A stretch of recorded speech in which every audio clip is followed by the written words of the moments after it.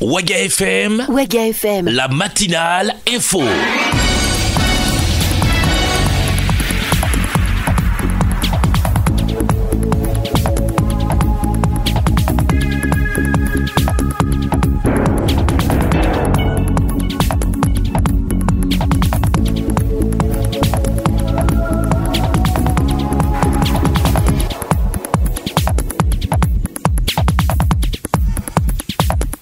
Excellente journée à toutes et à tous. Mesdames, Messieurs, bonjour et bienvenue au journal sur Waga FM. Voici les principales articulations.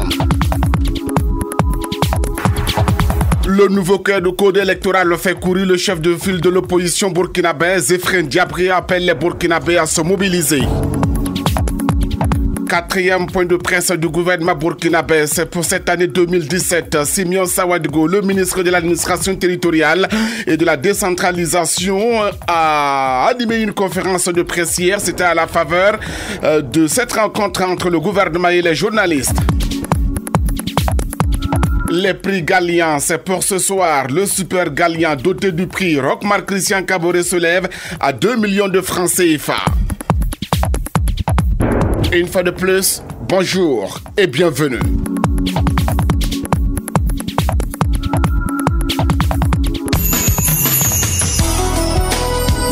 Les infos sur Waga FM, l'actualité nationale.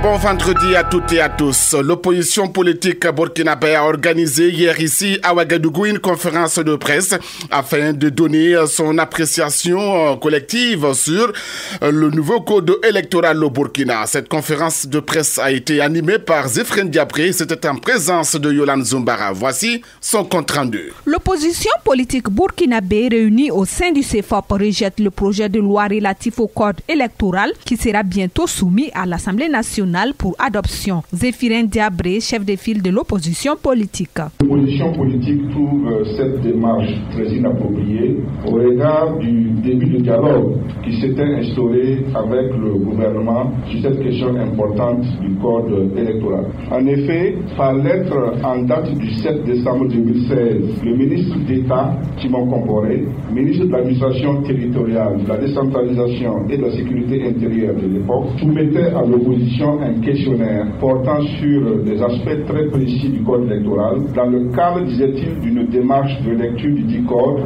et ce en prélude à une rencontre inclusive de discussion avec toutes les parties prenantes de ce processus. Alors que nous nous attendions donc à la convocation de cette rencontre annoncée où des discussions auraient lieu avec toutes les composantes sur les divers points qui posent problème, c'est avec une grande surprise que nous avons reçu un projet de loi concocté par le gouvernement tout seul dans le secret de ses laboratoires sans y associer personne, contrairement à ce qu'il avait promis. Cette manière de faire dénote d'un certain mépris que nous ne pouvons nullement accepter, mais elle masque aussi une intention malsaine. Selon l'opposition, le plus gros problème que pose ce projet est la remise en cause de certains acquis démocratiques.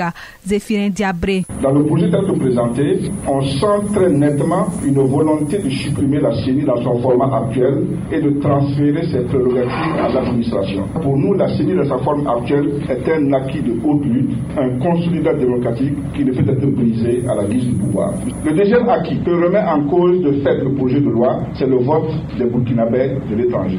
Sur cette question, le gouvernement du MPP, dès son avènement, s'est engagé publiquement à rendre ce vote effectif en 2020. Dans notre esprit, il avait quand même 5 ans pour le faire et 5 ans, c'est amplement suffisant. Or, dans le projet qui est soumis, on parle maintenant de rendre ce vote effectif non pas en 2020, mais à partir de 2020. Et enfin, un troisième élément qui appelle la suspicion, c'est que pour l'établissement et la révision des listes électorales, on supprime la carte consulaire pour autoriser l'acte de naissance et le jugement supplétif. Or, tout le monde sait qu'il s'agit là de documents éminemment falsifiables et reproductibles. L'opposition politique exige le retrait pur et simple de ce projet de loi relatif au code électoral. Gilbert Noël Ouedraogo, président de l'ADF-RDA. Nous nous désolidarisons totalement de ce projet qui est en cours de relecture et que nous demandons au gouvernement de retirer ce projet de loi purement et simplement. Et nous disons, si après avoir retiré le projet de loi, il y a nécessité de relire le code électoral pour l'adapter, parce que nous faisons une différence entre un projet de nouveau code électoral et une relecture du code électoral. S'il s'agit de relire le code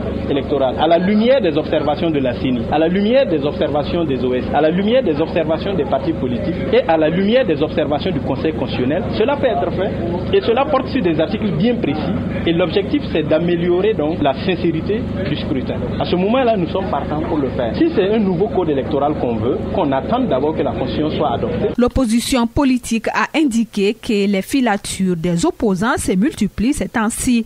Elle a en outre précisé qu'elle tiendra le gouvernement responsable de toute atteinte à l'intégrité physique d'un opposant.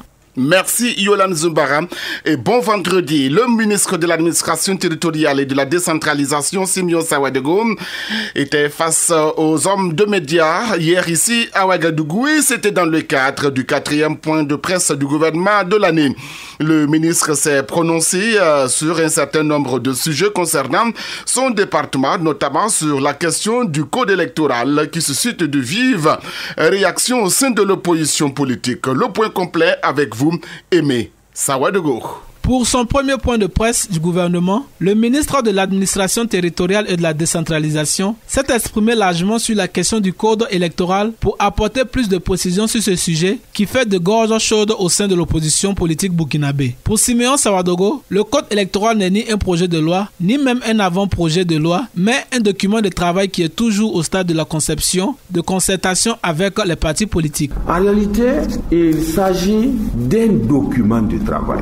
Parce que le texte même n'a pas encore reconnu l'unanimité au sein de mon département. C'est suite aux élections qui se sont passées. Donc, en prenant les rapports des différents organismes qui ont fait les élections et qui ont fait des recommandations et des propositions, nous avons fait la synthèse de l'ensemble donc de ces recommandations et propositions, que cela soit les observateurs nationaux, que cela soit les observateurs internationaux, les partis politiques et la CENI, ceux qui ont participé aux élections ont fait des rapports et ils ont fait des recommandations. Et sur la base de cela, ils ont recommandé qu'on puisse réviser le code électoral. De la suppression de la CENI à la remise en cause du vote des Burkinabés de l'étranger, au vote avec les extraits d'actes de naissance, le ministre de l'administration territoriale et de la décentralisation affirme qu'il n'a jamais été question d'adopter de telles dispositions dans le document de travail. Simeon Sawadogo. Et aucune disposition dans le document de travail qui existe ici ne supprime la CENI. Je défie quiconque de me donner un passage quelconque qui dit que la CENI doit être supprimée. Maintenant, je ne peux pas empêcher les gens d'aller faire des commentaires selon ce qu'ils veulent. Mais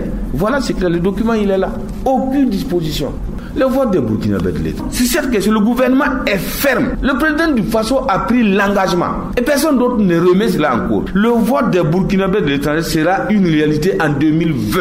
Si c'est le projet que nous avons produit là, il est là, il n'a pas dit le contraire. Le ministre en charge de l'administration territoriale et de la décentralisation se dit surpris par la réaction de l'opposition, car pour lui, ce document de travail répond à la préoccupation de l'opposition politique burkinabé, à savoir reformuler le code électoral. Un compte rendu signé Aimé Sawadogo que nous retrouverons dans quelques instants.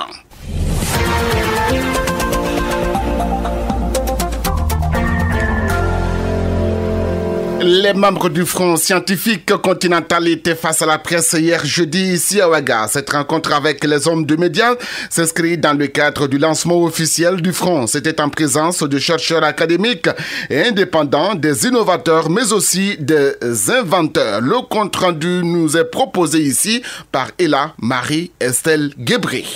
Conquérir la puissance scientifique et technologique mondiale au profit d'une Afrique capable de tout fabriquer, de tout inventer et de tout valoriser sur place sans recours à l'extérieur, telle est la vision du jeune scientifique inventeur, innovateur burkinabé Sylvain Salga.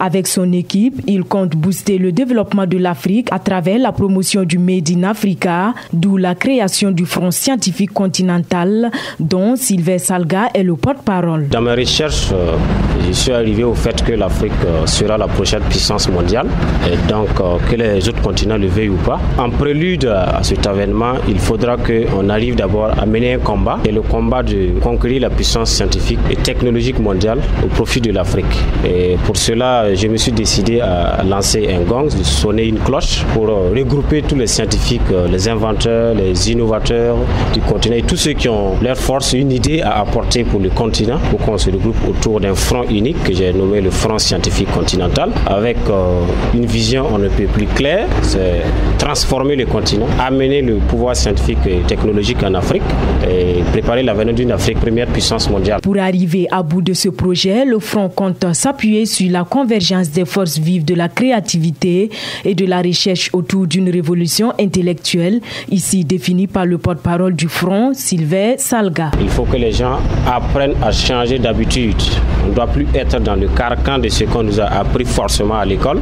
Il faut libérer nos propres neurones, libérer le cerveau pour qu'on puisse créer nous-mêmes sur tous les plans. Et donc, c'est pas forcé d'appliquer les mêmes programmes que l'école nous apprend, que les programmes importés. Il faut qu'à tous les niveaux, que ce soit ceux qui partent à l'école, que ce soit ceux qui ne partent pas à l'école, ceux qui ont étudié loin, qu'ils arrivent à libérer leur génie créateur. De l'avis des membres de ce front, plusieurs départements de recherche d'innovation se chargeront de toucher à tous les domaines du savoir, tels la science, la technologie, la philosophie, l'économie, la littérature, la culture et le social. Merci beaucoup à vous et la Marie-Estelle Guébré. Cap maintenant sur Bobo Dioulasso, où de journalistes burkinabés et maliens se sont retrouvés pour une session de formation, et le point complet avec Fatou Chéri.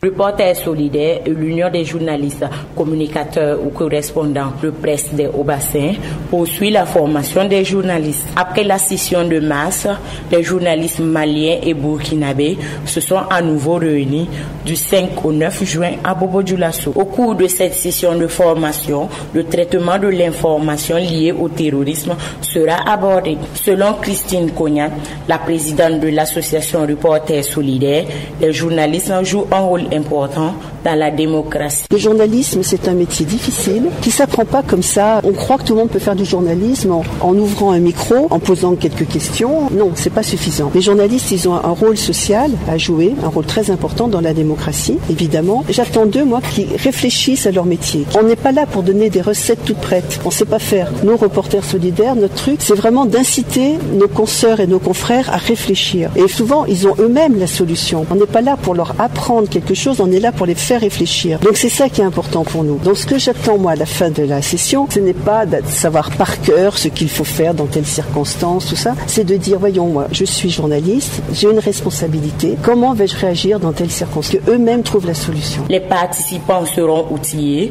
sur l'enquête et l'interview. Moutamou Kani, président de l'Union des journalistes, communicateurs et correspondants de presse des Hauts-Bassins. Oui, nous avons choisi l'interview, l'enquête et aussi le journalisme face au défi actuel qui est le terrorisme. Vous voyez, les gens ont tendance à croire qu'une interview, c'est juste aller s'asseoir, poser des questions à quelqu'un. Non, l'interview doit toujours faire ressortir quelque chose de neuf, que le journalisme même doit découvrir quelque chose après une interview. C'est en même temps que le lecteur ou l'auditeur ou le téléspectateur doit découvrir quelque chose de neuf à travers une interview. L'enquête, je ne vous dirai pas parce que c'est pour révéler des faits. Donc c'est ça, nous voulons que les journalistes soient des donneurs d'informations, c'est-à-dire de révélation, c'est-à-dire de dire aux populations ce que les populations ne savent pas. En plus de la formation théorique, les journalistes en formation feront la pratique. Question de toucher les réalités du terrain. La session aboutira à la réalisation du journal La Bobo Info 8, entièrement réalisé par les participants.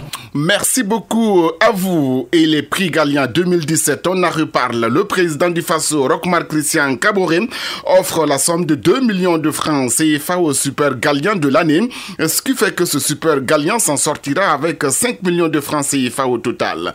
C'est l'information qui avait été donnée aux hommes de médias, et c'était hier jeudi par le ministre de la Communication et des Relations avec le Parlement au cours du 4e point de presse du gouvernement de l'année. Rémi Fulgence Dandino, ministre ministre de la Communication et des Relations avec le Parlement, porte-parole du gouvernement, au micro de Aimé Sawadogo. C'est-à-dire qu'en plus des 3 millions et de la villa qui devait être le lot du super gagnant, le président du Faso a bien voulu ajouter à la cagnotte 2 millions de francs CFA. Donc le super gagnant aura le gagnant qu'il a eu, plus 5 millions de francs CFA, plus la parcelle que nous offre le ministre assis à ma gauche, Dieudonné Maurice Bonannée, au titre donc de l'accompagnement de son ministère. Rémi Fulgence Diangino, ministre de la Communication et des Relations avec le Parlement, porte-parole du gouvernement, au micro de Aimé Sawadogo.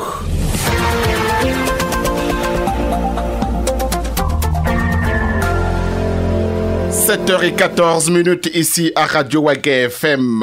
Les 560 fonctionnaires affectés à l'hôpital national Blaise Compaoré sont tous soumis chaque jour à leur arrivée en service à un système informatique de pointage de présence. Un système qui fonctionne à partir d'un logiciel mis au point en République de Chine-Taïwan. La technologie permet à la hiérarchie de l'hôpital national Blaise Compaoré de savoir avec exactitude les heures de montée, de descente des travailleurs. Un bel exemple de lutte contre l'absentéisme et les retards dans les administrations publiques. Allons donc à la découverte de ce système avec Aimé Sawadogo et Paul Miki Rwamba.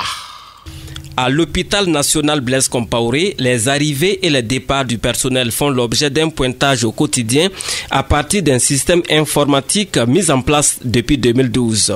La technologie est importée de la République de Chine-Taïwan et fonctionne grâce à des badges magnétiques dont le port est obligatoire pour chaque agent de l'hôpital. Le mode d'emploi de cette innovante technologie avec Moussa Koulibaly, ingénieur conception des systèmes d'information, il est au service informatique de l'hôpital Blaise Compaoré. Ce système est basé sur les données des agents, c'est-à-dire que chaque personnel a un certain nombre de données. Il y a un numéro de carte qui est dedans. Et ce numéro de carte-là est dans un puce qui est lié à la carte. Et cette puce permet, chaque fois quand on vient badger, de récupérer les informations de l'agent. Et en plus de cela, ça ajoute l'heure d'arrivée ou bien l'heure de départ de la personne. La technologie pointe avec exactitude les heures d'arrivée et de départ de chaque travailleur de l'hôpital. Elle permet par conséquent à la hiérarchie de connaître en un clic et pour chaque agent le volume horaire quotidien, hebdomadaire ou mensuel automatiquement comptabilisé à l'ordinateur. En cas d'oubli de son badge, l'agent a la possibilité d'effectuer un pointage manuel de rattrapage. Explication avec l'ingénieur logiciel Pierre Caboré, il est chef de service informatique. Quand quelqu'un arrive et il n'a pas son badge, alors il voit avec son chef de service, il récupère la fiche et il inscrit son nom et son prénom et il signe, qu'il remet au chef de service qui est censé connaître à quelle heure il est arrivé. Voilà, qui note l'heure d'arrivée sur la fiche et quand la personne va repartir également, le chef de service note l'heure de départ et ça pourra être inscrit après dans le système. Contrairement à ce que l'on pourrait penser, ce contrôle de présence ne donne pas lieu à des grincements de dents chez les travailleurs de l'hôpital qui semblent l'avoir déjà adopté, à en croire le responsable des ressources humaines. Lassane Ouedraogo insiste ici sur l'utilité de cette technologie. Ce système de contrôle, je peux dire qu'il est très important parce qu'il poursuit en gros 3 objectifs, c'est-à-dire d'abord contrôler donc la présence et la ponctualité des agents. Deuxièmement, ça permet également de filtrer un peu, de contrôler également donc les entrées et autres que donc le personnel. Et donc du même coup, ça nous permet en tout cas de veiller un peu à la sécurité aussi, donc du personnel à l'intérieur. Le système de pointage concerne tous les personnels de l'hôpital, depuis le directeur général jusqu'aux garçons et filles de salle. Dans les bureaux des différents services, les travailleurs premiers concernés ont une appréciation positive de cette technologie. Certains d'entre eux ont bien voulu s'exprimer à nos micros. Madame Diara Awa, service budget. Bon, je trouve que c'est une bonne chose. Quand même, ça permet de savoir qui est là là, qui n'est pas là. Et même à quel moment qui est venu, ça permet en tout cas de contrôler les présences. Quand tu signes un contrat, tu sais que tu dois être là, il faut être là. Si les autres partent à 8 heures, c'est pas pour autant tu dois aller à 8 heures. Moi, je trouve en tout cas que c'est une bonne chose. Moi, c'est Ouedraogo Abdoulaye. Je suis attaché de santé, socio-hygiéniste. Il faut dire que le système, c'est une première un peu dans notre contrée, précisément au Burkina et au niveau des hôpitaux. Ça permet au moins de faire le point chaque jour et chaque moment qu'on voudrait, le personnel présent au niveau de l'hôpital. Que ce soit les heures d'entrée, les heures de sortie, on a au moins une idée de ceux-là qui sont venus à l'heure, ceux qui sont venus en retard, ceux qui partent avant l'heure et ceux qui partent aussi après l'heure. Voilà. Donc, c'est très appréciable pour vraiment mettre une image sur ce qu'on a comme personnel en mouvement en une journée dans un hôpital. Madame Naboulé, née Ouedraogo Mamata, comptable au CHUBC.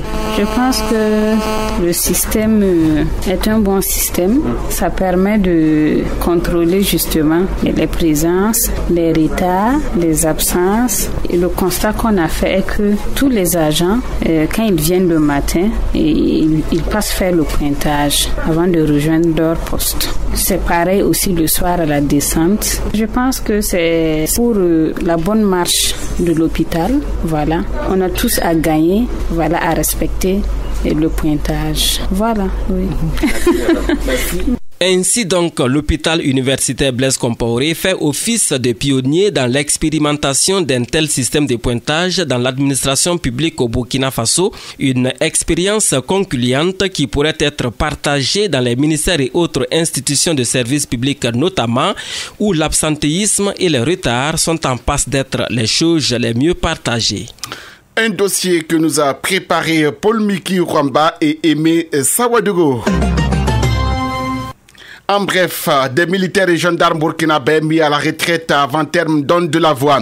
Ousmane Badini, Bikenga Karim et Rakis Winde Kaboré, représentant le collectif des militaires et des gendarmes retraités de 2004 à 2015, ont animé une conférence de presse hier jeudi ici à Ouagadougou. Ces derniers ont tenu à exprimer leur indignation et leur déception face à la manière dont les autorités gèrent leurs problèmes. Les militaires burkinabés du bataillon LAFI 8 ont été décorés par les Nations Unies le mercredi dernier au Darfour, base du contingent burkinabé. Les 850 soldats ont reçu leur médaille des mains des autorités militaires présentes, indique l'état-major général des armées du Burkina Faso. Les infos sur Ouaga FM, la page sport. Le sport avec notamment du football. L'Angola a beaucoup renouvelé son équipe. Cette équipe d'aujourd'hui, il y a du talent, de jeunes joueurs, de bons joueurs. Ce n'est pas la même équipe que nous avons croisée à la CAN en Angola. C'est ce qu'a annoncé hier l'entraîneur des étalons du Burkina Faso, Paulo Duarte, à quelques heures du match contre les Palancas Negras au stade du 4 août de Ouagadougou. Vous le savez déjà, les Burkinabés donc livrent leur premier match des éliminatoires de la Coupe d'Afrique des Nations de football Cameroun 2019. Le groupe burkinabé est au complet, la détermination est de mise et le public sportif est également mobilisé. Le match Burkina Faso-Angola est prévu le samedi à partir de 18h au stade du 4 août de Ouagadougou. Ouaga FM, la matinale info.